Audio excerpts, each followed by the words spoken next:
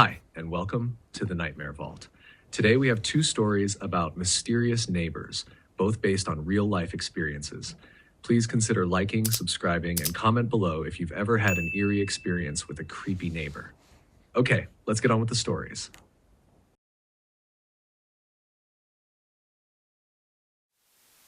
Sarah had always been independent. After a rough breakup and the stress of city life, she decided she needed a change, a place where she could focus on herself, away from the noise and the memories. That's how she ended up renting a small house in a quiet town, far enough from her past, but close enough to work that the commute was manageable. The town was peaceful, a stark contrast to the chaos she'd left behind. She spent her days working from home as a freelance graphic designer, and her evenings reading or tending to the small garden she'd started in the back.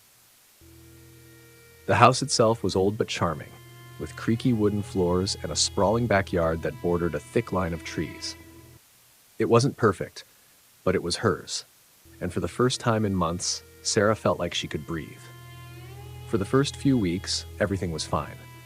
The neighbors were friendly enough, waving when they saw her, but mostly keeping to themselves. She liked it that way. No nosy questions, no need to explain why she'd left the city so abruptly. The solitude suited her. But then, late one night, something happened that disrupted her new life. Sarah was up late working on a project for a client. She often lost track of time when she was in the zone, but that night she noticed the time. It was nearly 1 a.m. and the house was quiet, almost too quiet. The kind of silence that presses in on you, making you aware of every little sound. She tried to ignore it, chalking it up to her overactive imagination. But then she heard something, a faint, metallic clinking sound from outside. Sarah froze, her fingers hovering over the keyboard. The sound was rhythmic, deliberate, like someone was methodically working on something. At first, she thought it might be a stray animal, but the noise was too precise. It sounded like someone was trying to pick a lock or break in. Her heart started to pound as she got up from her desk and moved towards the window, every creak of the floorboards amplifying her anxiety. She peered out into the darkness, scanning the yard for any sign of movement. At first, she couldn't see anything, just the shadows of trees swaying in the breeze. But then she noticed it, a faint beam of light moving slowly around the side of the house. The blood drained from her face as she realized what it was. A torch. Someone was out there. Her first instinct was to turn off the lights, but she hesitated. If she did that, whoever was outside would know she was there, that she'd seen them. Instead, she stayed low and crept to the front door, knife in hand, her breath shallow and quick. Sarah's mind raced as she tried to make sense of the situation. Who would be creeping around her house in the middle of the night? A thief. But why here? There was nothing of value in the garden shed, just some old tools, maybe a lawnmower. And why now, after months of nothing? The thought chilled her. She'd made a point of keeping to herself, staying under the radar. But somehow, someone had noticed her. As she reached the front door, she could hear the metallic clinking again, louder now, more insistent. Whoever it was, they were close, just on the other side of the wall. Her grip tightened on the knife as she leaned in, trying to hear better, her mind torn between fear and the need to protect herself. Suddenly, the sound stopped. The silence was so abrupt it was jarring, making the hairs on the back of her neck stand up. She strained to listen, every muscle in her body tense, waiting for something, anything. And then she heard it. Slow, deliberate footsteps, crunching on the gravel path that led to her front door. Sarah's breath caught in her throat. The footsteps were getting closer, too close. She forced herself to stay calm, her heart pounding so loudly she was sure it would give her away. She could see the torchlight now, bobbing just outside the window, casting eerie shadows across the room. The intruder was right outside her door, just a thin piece of wood separating them. Then everything went still. The light stopped moving, the footsteps halted, and for a moment, there was nothing but silence. She waited, knife in hand, her heart hammering in her chest, when suddenly there was a soft, almost hesitant knock at the door. Sarah's breath hitched. A knock. Not the forceful pounding of someone trying to break in, but a gentle, almost polite knock, like whoever was out there wanted her to open the door voluntarily. It was so unexpected, so unnerving, that she almost dropped the knife. She didn't move, didn't make a sound. Maybe if she stayed quiet, they'd think no one was home and leave. The seconds dragged on, each one feeling like an eternity. And then, just as she thought they might be gone, she heard it again. Another knock, more insistent this time. Her mind raced with possibilities. Maybe it was a neighbor, maybe someone needed help. But then why the torch? Why the late hour? She inched closer to the peephole, her hand trembling as she peered through it. But there was no one there. The porch was empty, the light from the torch nowhere to be seen. A wave of confusion and fear washed over her. Had she imagined it? Was her mind playing tricks on her? But as she stepped back from the door, trying to make sense of what was happening, she heard it again. This time from the side window. A soft scraping sound, like someone trying to pry it open. Her stomach dropped. They were still out there, circling the house, testing the windows, looking for a way in. Panic set in as Sarah realized she was trapped. She couldn't just sit there and wait for them to find a way inside. She grabbed her phone, her hands shaking so badly she could barely type out a message to the police. But as she did, something made her stop. An overwhelming feeling that whoever was outside could hear her every move, sense her every thought. She had to get out, but where? The back door was too close to the garden shed where they'd started. If she made a run for it, they might see her. The only other option was the bedroom window, which faced the opposite side of the house, away from the street. Without wasting another second, Sarah bolted for the bedroom, praying she could open the window quietly. As she reached it, she heard the tapping again. This time, louder, coming from the front of the house. Her pulse quickened. They were trying the front door again, but something about the sound had changed. It wasn't just tapping anymore, it was more like scratching, like they were dragging something sharp against the wood. Sarah pushed the window open as quietly as she could, every tiny creak sending a jolt of fear through her. She climbed out, the cold night air hitting her like a slap in the face. She landed awkwardly in the bushes below, her ankle twisting slightly, but she didn't stop. She ran, ignoring the pain, sprinting across the yard and into the darkness beyond, not daring to look back. She didn't stop running until she reached the house of her nearest neighbor, pounding on their door until they opened it. Their faces a mix of confusion and concern. Sarah could barely get the words out, but they let her in, called the police, and stayed with her until they arrived. When the police searched the property, they found evidence that someone had indeed been there. Scuff marks near the shed, a few garden tools missing, and scratches on the front door where it looked like someone had tried to pry it open. But there was no sign of the intruder, no footprints, no torch left behind. Nothing to suggest who it might have been, or why they were there.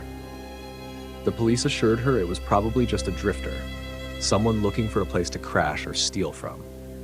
But Sarah couldn't shake the feeling that it was more than that this person wasn't just some random stranger. They'd known exactly where to go, exactly how to move around her house without being seen, and the way they knocked like they were testing her, waiting for her to make a mistake. That haunted her the most. She moved out of the house within a month, unable to shake the feeling of being watched, of knowing someone had been that close to her, with who knows what intentions. Even now, in the safety of her new home, she double-checks the locks every night, keeps her phone by her side, and can't fall asleep without the lights on, because she knows, deep down, that whoever it was might not be done.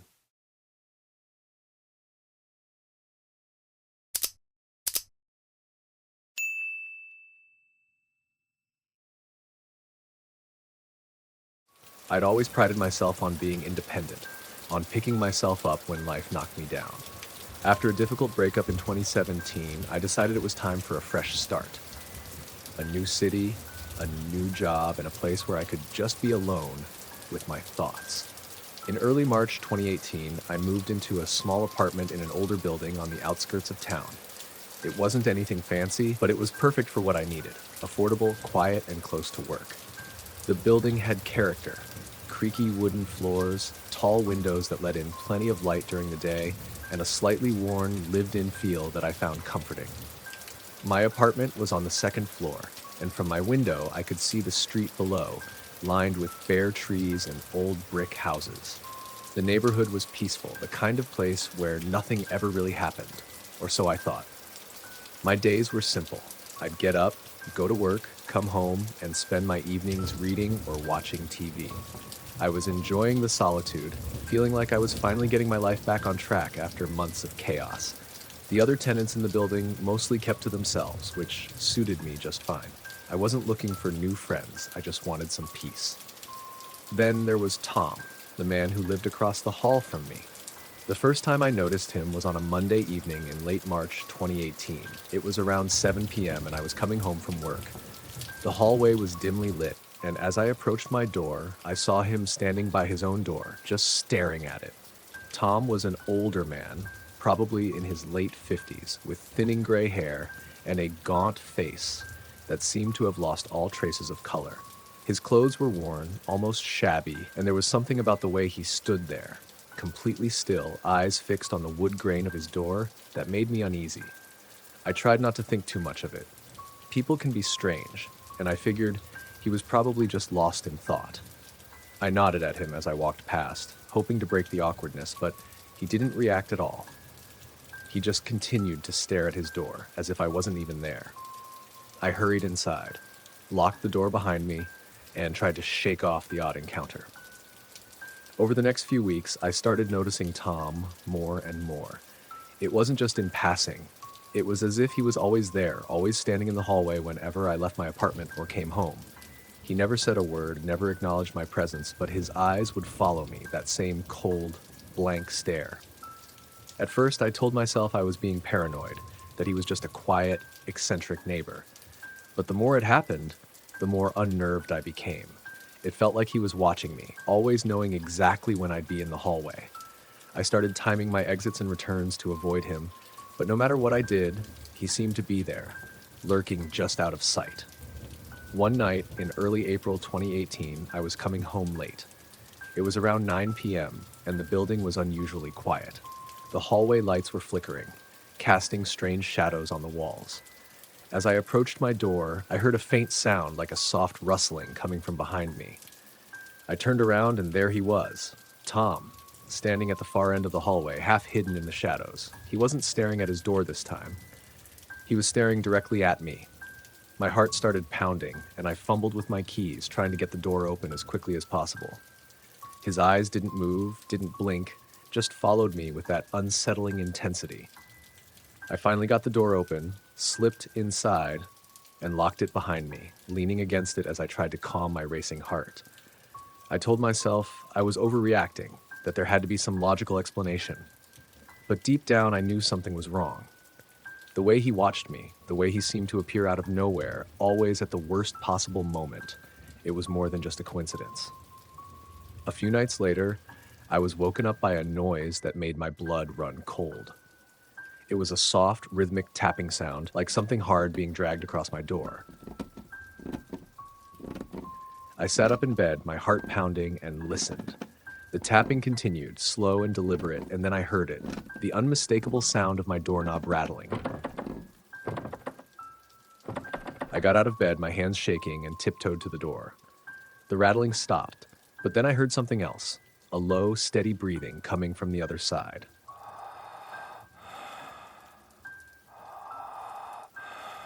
I froze, my mind racing.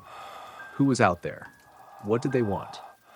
I backed away from the door, trying to stay quiet, but then the breathing stopped, replaced by a soft, almost hesitant whisper. I know you're in there. Come out and say hi. It was Tom. I knew it was him. We can be friends. I grabbed my phone and started to dial 911, but just as I was about to hit call, the whispering stopped. I stood there, listening to the silence, my heart pounding in my chest. I waited for what felt like hours, but there was nothing. No more tapping, no more breathing, just silence. The next morning, I found a small, crumpled piece of paper slipped under my door. There was no note, no writing, just a blank piece of paper. My stomach churned as I picked it up, the unease I'd been feeling turning into full-blown fear. I knew it was Tom. It had to be. But why? What was he trying to tell me? I started avoiding him at all costs, leaving earlier in the morning, coming home late at night, trying to make sure I never crossed paths with him. but he was always there, always watching. I'd hear his door creak open when I walked by, feel his eyes on me as I made my way down the hallway. I couldn't prove anything, but I knew he was keeping track of me. The final straw came on a cold night in mid-April 2018. I'd been on edge all day, unable to shake the feeling that something was about to happen. It was around 2 a.m. when I was jolted awake by a loud bang. I jumped out of bed, heart racing, and ran to the door. There was nothing in the hallway, no one there. But as I looked closer, I saw that my doorknob was covered in deep, jagged scratches, as if someone had been clawing at it with something sharp. Panic surged through me, and as I turned to retreat back into my apartment, I saw Tom's door slowly creak open. He was standing there, just a few feet away, his face hidden in the shadows. He didn't say anything, didn't move, just stood there, staring at me with those cold, empty eyes. I didn't hesitate. I grabbed my keys, my phone, and bolted out of the apartment, not even caring where I was going, just needing to get away. I ended up driving to a friend's place and staying there for the night, too terrified to go back. The next day, I contacted the building manager and told him everything. He promised to look into it, but there wasn't much he could do. Tom hadn't done anything illegal, and without concrete evidence, the police wouldn't get involved. But I was scared, genuinely terrified that something bad was going to happen if I stayed. I broke my lease, packed up my things, and moved out within a week. I never saw Tom again after that, but I heard from another tenant that he'd been evicted not long after I left. Apparently, I wasn't the only one he'd been harassing. There were others, but they'd been too scared or too embarrassed to say anything. Even now, years later, I can't shake the memory of those nights in that apartment. The fear, the paranoia, the feeling of being watched. I still wonder what Tom's endgame was, what he wanted from me, and what might have happened if I hadn't left when I did. I'm just glad I'll never have to find out. Thanks for listening. Please like, subscribe, and comment below if you've had any similar experiences.